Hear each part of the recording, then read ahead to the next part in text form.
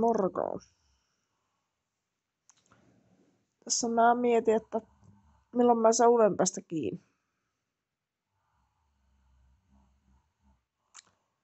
En tiedä.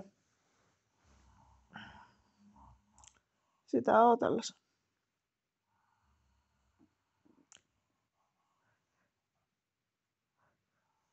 En tiedä, käykö kämppää ympäri vai mitä mä teen.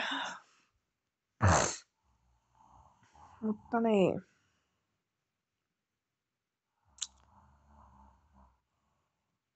Mitä mä oon tänään tehnyt? Tää ihan miettiä. Käytiin kaupassa kahteen otteeseen tuon ukon kanssa.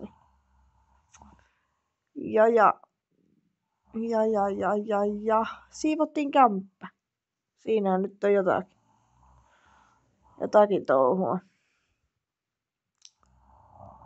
Sillä lailla. Syötiin ruokaa ja tämmöstä. Tuo yksi tuolla nukkuu kylläkin, mutta antaa nukkua. Minä en nyt saanut tilaa tuonne sänkyyn, että joo. Koirat nukkuu. Toinen sängyssä, toinen lattialla ja semmoista.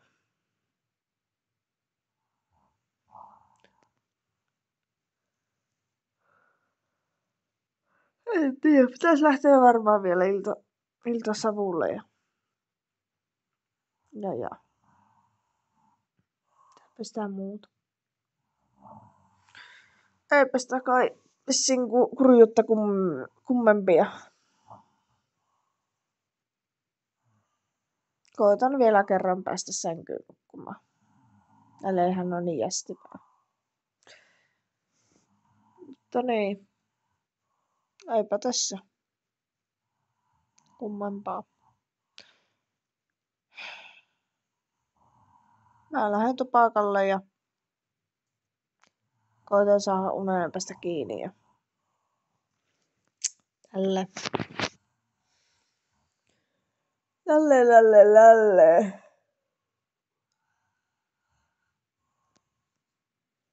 Muka haukotuttaa, mutta katsotaan milloin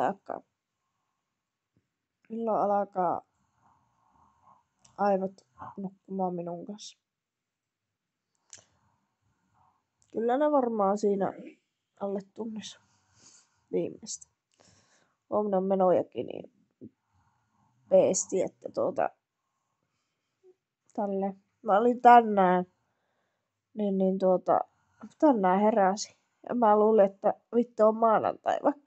Vaikka oli sunnuntai, niin ei vitsi. Ihan paniikissa heräsin, laitoin puhelimen laturiin ja sitten mietin siinä vähän aikaa, että no, ei vittu, että onko tänään sunnuntai vai maanantai. No sitten mä ajattelin, no tänään sunnuntai. Eihän tässä mitään paniikkia.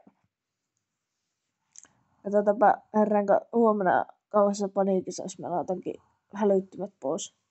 Toivon mukaan en, koska nyt mulla on laturissa tää puhelin täällä lattialla, niin ei oo sängyn vieressä.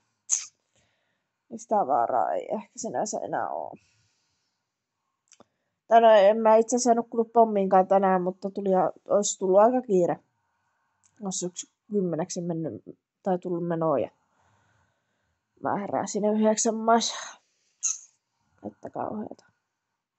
Kauheeta, mutta totta. Näinhän se mennä. Eikä siinä mä menen tupakille ja koitan päästä sänkyyn nukkumaan. Tällä. Hyvää yötä.